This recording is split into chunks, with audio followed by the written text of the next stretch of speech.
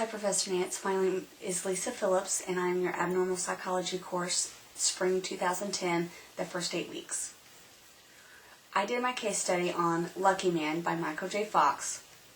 Michael was diagnosed with Parkinson's disease in 1990. Parkinson's disease is a neurological disorder that deals with a loss of dopamine in the brain. It's also called a movement disorder. There is no definite cause as of right now that scientists have been able to find, but it has been linked to genetic factors combined with environmental causes. Michael was born in Canada, where he started his acting career, and whenever he was 18, he decided to move to the United States to try to get into a bigger market. He was here for a few years, kind of, roughing it, not having that great of a time at the whole acting thing in LA whenever he landed the role on the wildly popular Family Ties. And on Family Ties, Michael actually met his wife, Tracy Pollan, who was guest starring on the show. In 1990, while Michael was on location doing a film, he woke up to a trembling in his pinky finger on his left hand. He wasn't for sure what it was. He tried to stop it, holding his hand, and that didn't work. And he put his hand behind his neck and trying to lay on it, and it would stop for a few minutes. But then once he let go and either rolled off of his hand or took it away from his neck or stopped holding it, it started shaking again. And that is actually one of the first typical symptoms of Parkinson's disease. It's called a resting tremor. Whenever you're not moving, that's whenever it starts. The other typical symptoms of Parkinson's disease are rigidity, slow movement called bradykinesia, and postural imbalance. And with the postural imbalance, people their shoulders are kind of brought up and stooped over, and they tend to kind of walk like this instead of standing up with their shoulders back. Whenever Michael spoke with his assistant and with his wife Tracy about the tremor in his pinky finger, they talked him into talking to his assistant's brother, who happened to be a neurologist. And as he, kind of told him what his symptoms were, the pinky and it not stopping, he thought it would be a good idea for Michael to see a local neurologist just to kind of get things checked out. So Michael decided to see a doctor at the University of Florida, where he had a neurological exam performed, and the doctor said he was perfectly healthy, that he was a perfect example of a perfect neurological exam. Michael lived for a year with the tremor. No other symptoms were there, just the pinky finger trembling. And he was on vacation with his family, went for a 5-mile run. And after he had been gone an extra long amount of time, his wife Tracy went looking for him. And when she found him, he looked very ill. The left side of his body was barely moving, and his left arm was not moving at all. And she told him, "There's something wrong. You need to go to the doctor right now." So Michael made an appointment with a sports doctor, told him what was going on and the symptoms that he was having, and the sports doctor recommended physical therapy, a series of x-rays, and an MRI. And by about the second session, the doctor knew that something was wrong, and he gave Michael the business card of a friend of his who happened to be a neurologist, and requested that Michael make an appointment as soon as possible.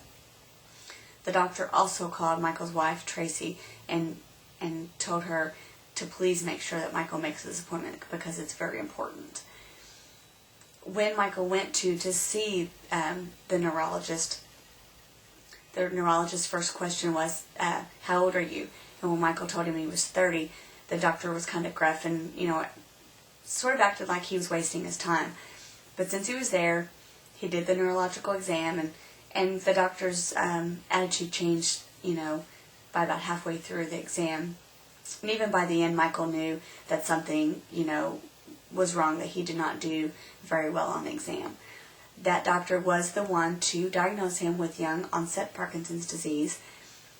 Michael was flabbergasted. He had read about Parkinson's disease before, and it said in the books that that was, a disease of someone in their 60s, 70s, or 80s, an older person's disease, not someone who's in their 30s and in the prime of their life at the top of their career. And so he was very upset with the doctor. He really didn't know what to say. The doctor gave him prescriptions for Elderpril and Cinnamon and told him that he needed to take the medications and make sure he kept up with them because it is a progressive and degenerative disease. Typically, the first step with Parkinson's disease treatment, they don't tend to give medications usually in the earliest stages of Parkinson's, just because once you start the medications, people will build up a tolerance for the drugs, and then you will once you build a tolerance, you need higher doses to take care of the symptoms, and as you get into higher and higher and higher doses, then your risk of side effects increases greatly, and also dyskinesias tend to come in once you get to higher doses. The two medicinal approaches to treating Parkinson's is, number one, to slow the loss of dopamine, and number two is to improve the symptoms. Typical meds that are given are Cinnamon, which is a combination of L-DOPA and carbidopa. L-DOPA mimics dopamine in the brain, and carbidopa, it limits the side effects of L-DOPA and also increases its effectiveness. Another is Elderpril, one that Michael was given, and it conserves dopamine. Others are Parladel, Permax, Requip, and Mirapex, and they all mimic or copy dopamine in the brain. Michael did decide to not share his diagnosis with anyone beyond close friends and family. He didn't tell anyone on the movies or the TV show that he was working on. He was afraid of limiting his ability to get further jobs, to be able to provide financial security for his family. So he just decided not to let anyone in on the secret. And also this gave him time to kind of deal with the disease himself. 8 years after his diagnosis, Michael had brain surgery called pallidotomy, and that is where they go in with probes and create scar tissue in the brain that is affected by Parkinson's. Another surgery is called ablation, and that is another surgery that creates scar tissue in the brain. Pallidotomy and ablation are not performed as much anymore. The most popular type of surgery right now is called the deep brain stimulation, and that is where they insert electrodes into the part of the brain that's affected by Parkinson's, and they run the electrodes down to a pacemaker type instrument that is inserted below the skin near the clavicle. And this is the DBS is really the only surgery that does not kill brain tissue and also can be turned off and on with on the pacemaker instrument. A fourth type of surgery is cerebral transplantation, which is not has not had much funding or research, and it's not really performed that much in the United States, just because of the ethical concerns that arise from this. The way that they do this is to harvest dopamine-producing cells from fetal tissue or embryonic stem cells and implant them into a person's brain.